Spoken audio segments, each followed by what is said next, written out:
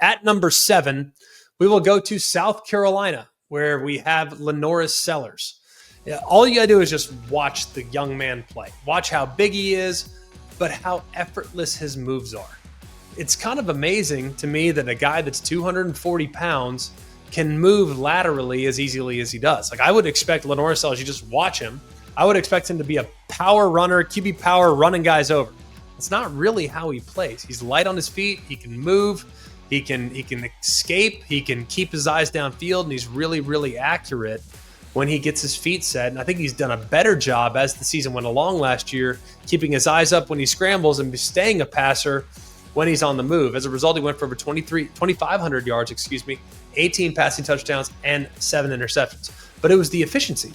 It was the efficiency of nearly 66% completion and almost 700 rushing yards, including some big ones, including a 75-yarder against LSU out the gate there in week 2 or week 3. I think LaNorris Sellers is in a really good position because there is no way, and maybe I'm being naive here, there is no way his receiving core is as big of a question mark this year. There's just no way that's possible.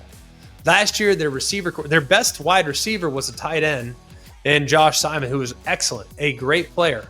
But they had a lot of question marks at wide receiver. At one point, their best wide receiver was their slot receiver. He was a true freshman as well, but he was banged up a little bit as the season went along. So if they can just figure out the pieces around LaNorris Sellers, he's poised for a great 2025 season. He already won SEC Freshman of the Year last year, was third team all-conference, which is pretty amazing. And by the way, he was banged up some of the year with an ankle injury.